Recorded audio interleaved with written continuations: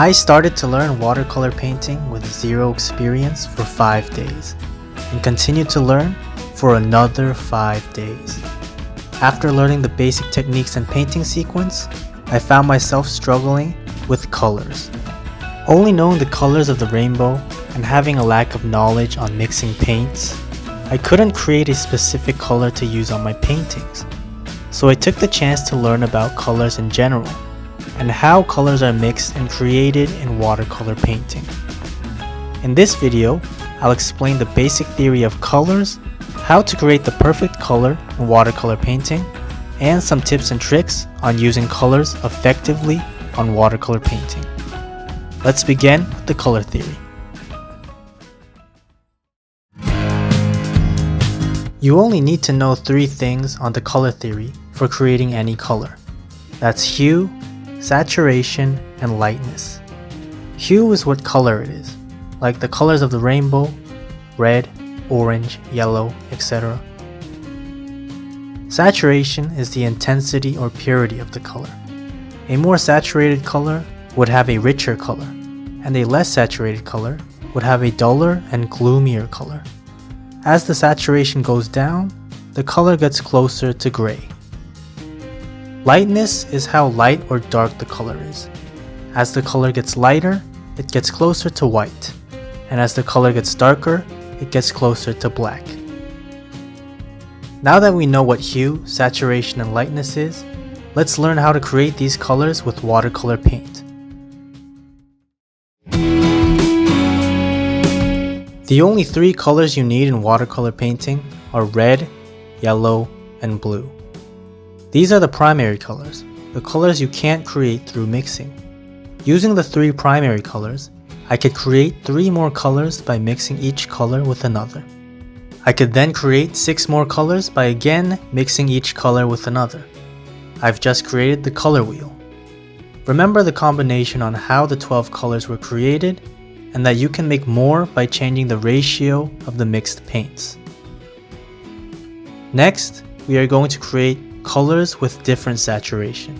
Desaturated colors look dull, but also more natural and realistic.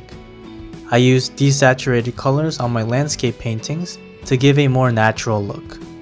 To desaturate a color, add the complementary color to the mix. A complementary color is the color on the opposite side of the color on the color wheel. Saturated colors give a strong and vivid look to guide the viewer's eyes and draw attention. I used saturated colors for the highlighted details. To saturate a color, add more paint and less water to the mix. For creating colors with different lightness, we can use water. To lighten the color, add more water and less paint to the mix. The color will get closer to white because you can see more of the paper coming through. Think of water as your white color in watercolor painting, because water is transparent and the paper is white. To darken the color, add less water and a little bit of the surrounding color to the mix.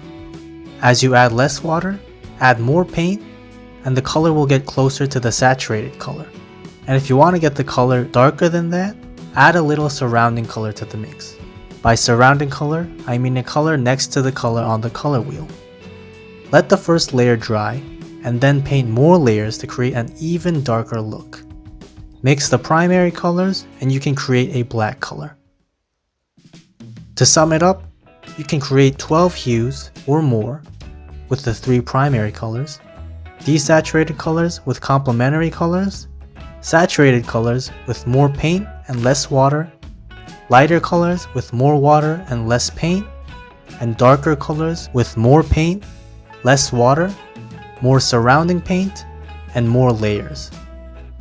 Trust me on this color formula, I've experimented hundreds of times and it really works. There are different types of reds, yellows, and blues for your primary colors. Use the colors that work best for you, or just use the ones you have. Looking at my paint tubes, I had 2 types of yellows, permanent yellow deep and lemon yellow. I chose the left one just because it looked richer. I had 4 blues and I chose cobalt blue because I was somewhat very fond of that name. and I had one red, so I used that red for red. Now I'll share with you some tips on using colors effectively for your watercolor paintings. Tip number 1. Use colors that go well together for your watercolor paintings. There are certain color groups or color harmonies you can use for your paintings to create different moods and feelings to the viewer. Monochromatic, only using one color, can give a strong or emphasized atmospheric effect. Analogous, using colors adjacent in the color wheel, can make the painting peaceful and comfortable to look at. Complementary, using colors that are on the opposite sides of the color wheel gives a color balance and can be pleasing to the eyes. Yes, these were the colors used for desaturating colors. Of course, you can paint with as many colors you want, in any combination. Just remember, if there's too much color and there's no color balance, the painting might be hard to look at, whereas deliberately using the right amount of balanced colors could be a good way to create a balanced and eye-pleasing painting. Tip number 2. When mixing paint, add the darker color to the lighter color. For instance, when mixing red and yellow to create orange, add the red to the yellow, not the other way around. You'll use less paint to create orange because you can create a color with relatively less amounts of the darker color. Whereas, if you're adding yellow to the red to create orange, you'll need a lot of yellow to create that orange color. Now being able to mix colors with ease, it's easier to pick up my brush and start painting. Colors can change the mood, draw attention, or even tell a story by leading the viewer's eyes. Experiment with the colors you have, and have a wonderful time on your watercolor journey. I hope to see you soon.